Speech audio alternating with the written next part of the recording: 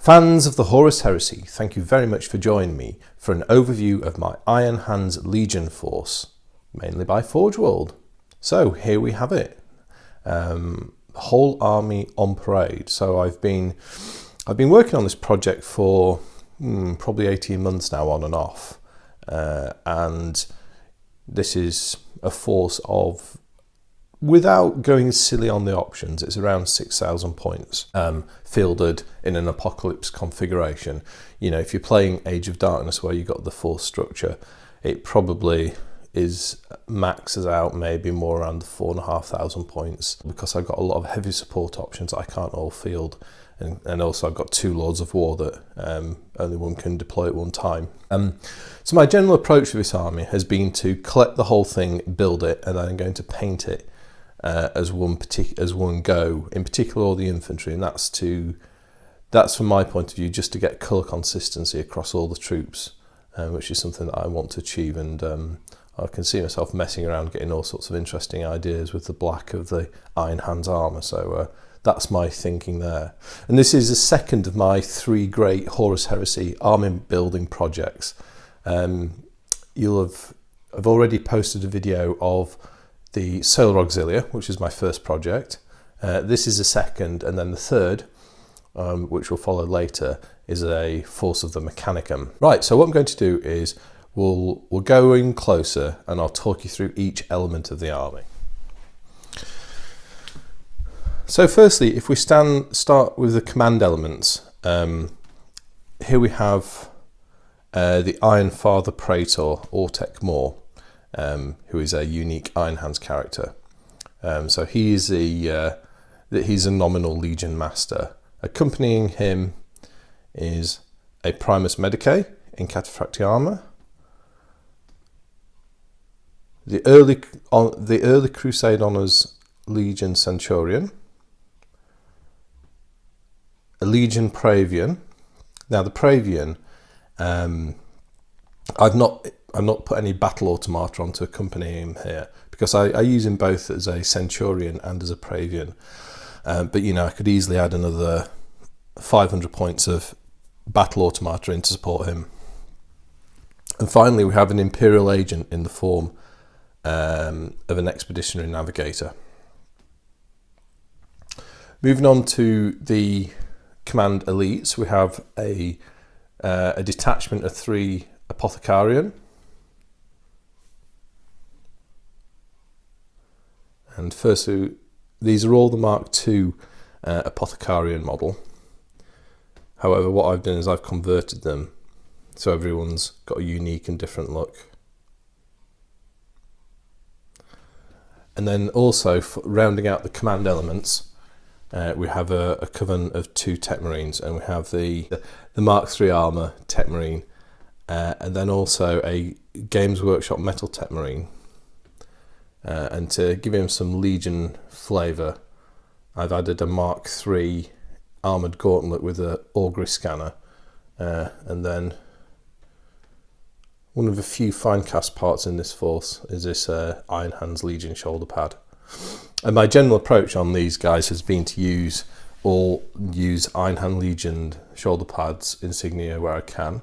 A couple of variations. So if we look at these 2 Centurions, in the case of those guys, I've used Iron Hands etched brass icons for their shoulder pads, and that's because they have unique shoulder pads to their armour.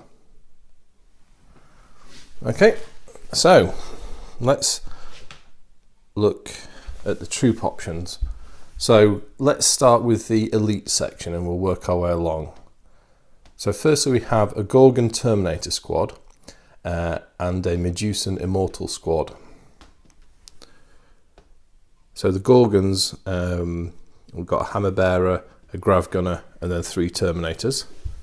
And then for the Medusan Immortals, we have their leader.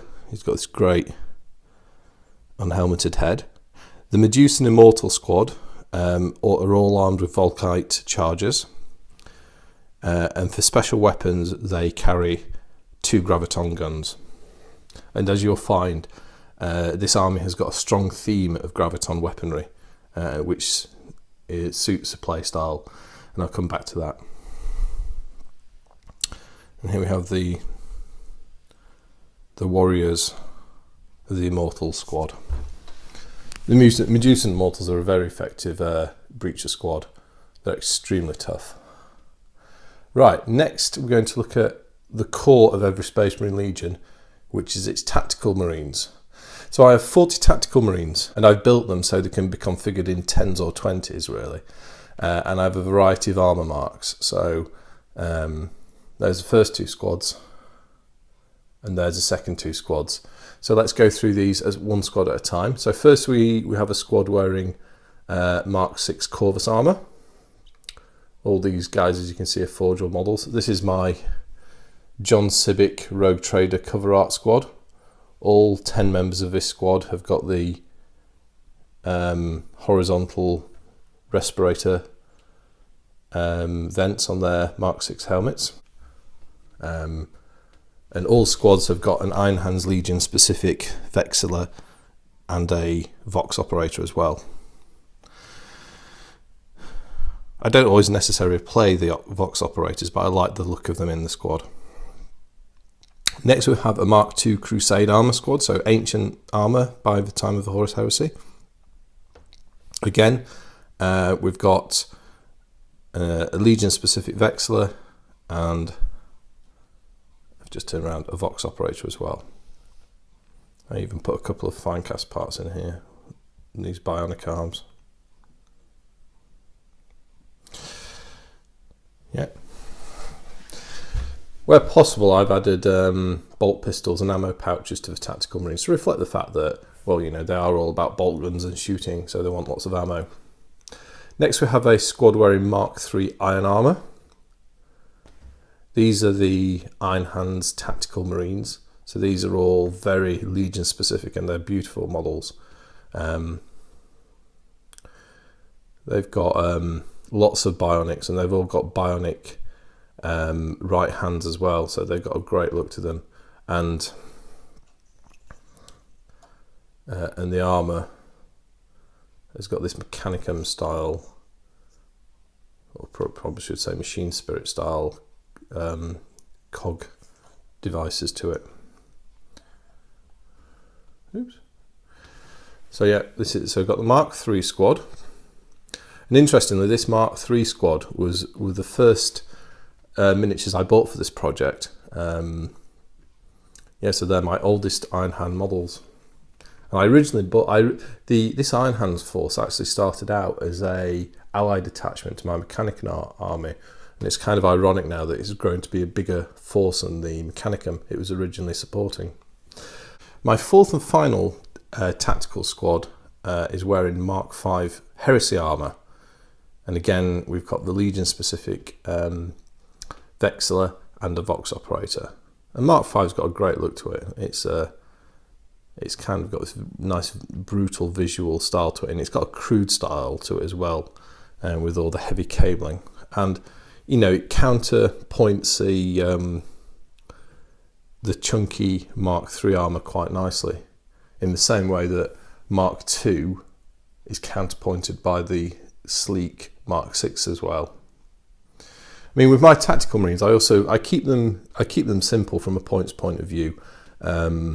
Apart from adding the Vexilla and maybe buying the Sergeant Melter bombs, I just keep them as they are, because you can very easily spend an awful lot of points on tactical marines, and it's not always easy to realise value back on those points. So yeah, I keep it simple. Right, so now we move to the support marine section.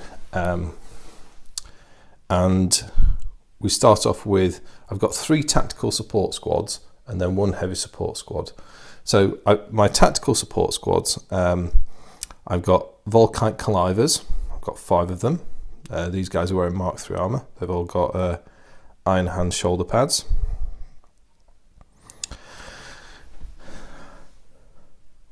And then the second tactical support squad are all armed with rotor cannons. And I've also introduced some Mark IV armour into the force here. It's quite I'd finished building the force and I've not got anything in, so on the Mark IV front, so I just put some in. And they look really nice. And Mark IV's got a very sleek, well-proportioned look to it.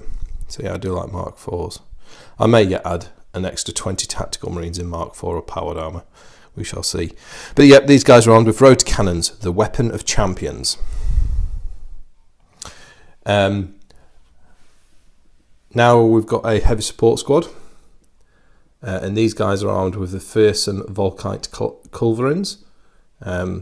These guys I really went to town on the Iron Hand part. So they've got the Iron Hand specific Mark III armour, heavy sophisticated Mark culverins, and then every trooper has got a diode target on his helmet as well. And I had to kind of hoard parts from across several sets to get those guys, but I was really pleased with how they came out. And these are the original style Volkite culverins. There's a second style got released last year, but these are the original ones. And then finally, we have a highly unusual tactical support squad, and they are armed with graviton guns. Now, this is only possible to field in an Iron Hands force using the Rite of War, which I've largely structured this force around, which is the head of a Gorgon.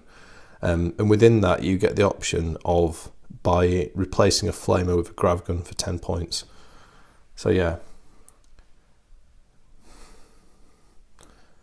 Again, I used, given that these are such rare and esoteric weapons, I used the Mark III Iron Hands Marines to represent these and get some nice bionics in there as well.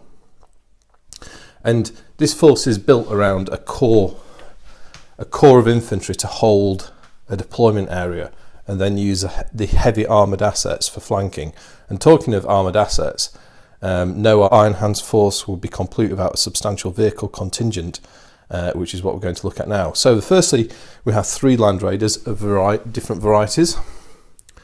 The first is a Land Raider, the classic Land Raider Phobos. This is a Mark IIB Land Raider Phobos. It's got standard armament plus a multi-melter cupola, and it has frag assault launchers. And in battle, this would typically transport the Gorgon Terminators into the fray.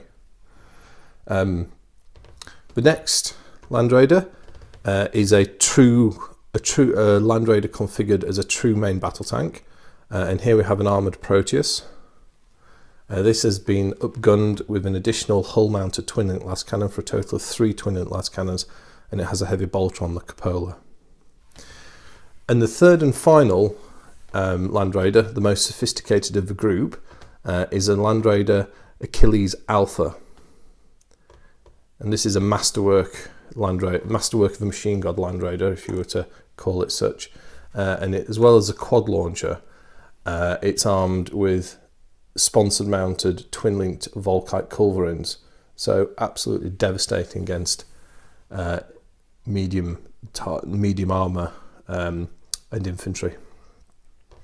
These 3 Land Raiders, as well as being able to operate is in a mixture of the dedicated transport roles. I didn't mention, but the Land Raider Phobos, when working as a transport, would typically be transporting the Medusan Immortals into the fray. But as well as being able to act as dedicated transports, they can also be fielded as a squadron, obviously downgrading the Achilles Alpha to standard Achilles. But yeah, so very potent, heavy battle tank formation there. Moving on to something faster moving, we have a Sicaran.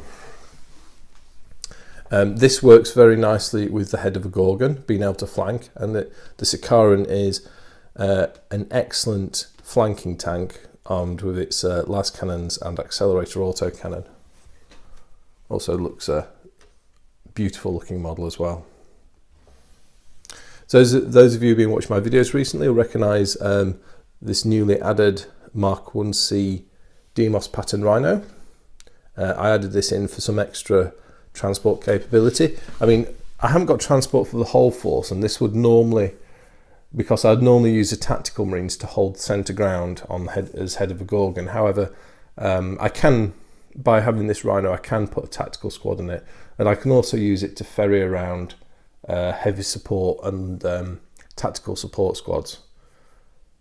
The Land Raider Achilles Alpha can also be used for ferrying around tactical and heavy support squads. Moving to the Dreadnought Cadre. Firstly, we have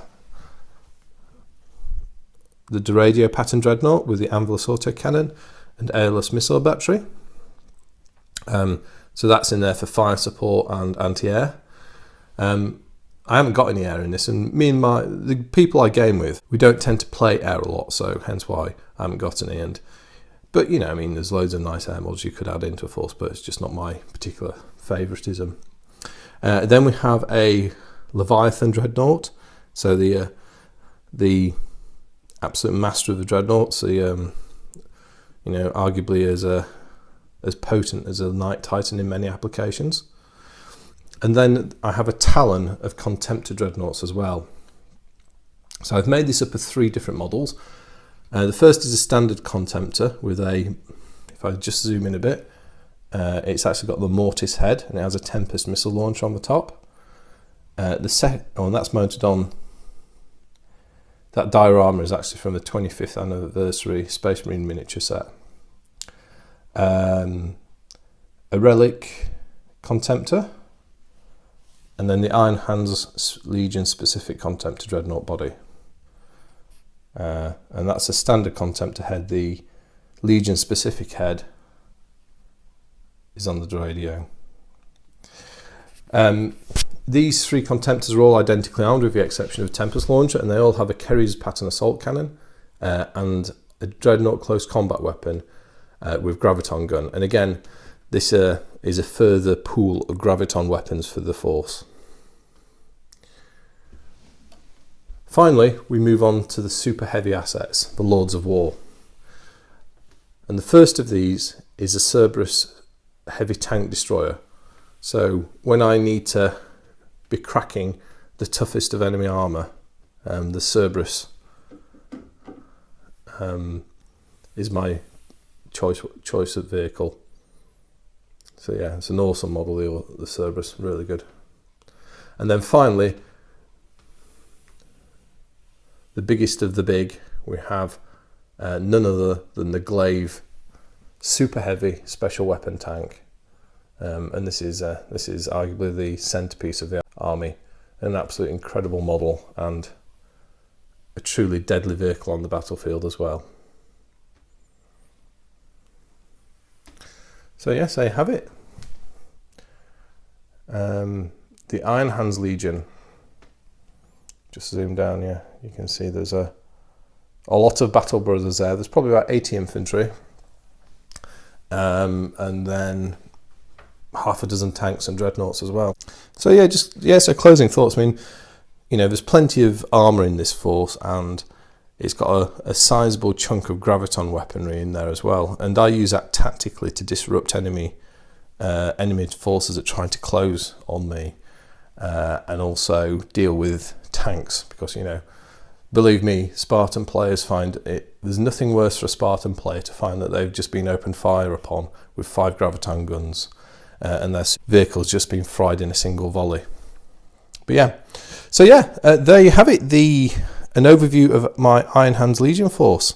So that's pretty much all. There's a couple of little bits that I've not put on here. I mean, there's another squad of Terminators, the Retro Hammer original Terminators I've not put in here yet. So there's a few bits, and I'll probably keep adding to it, but it is at a point now where it's ready to start painting. So keep an eye out for some painting videos over the coming weeks and months. Thank you very much for watching. I'll speak to you next time, and goodbye.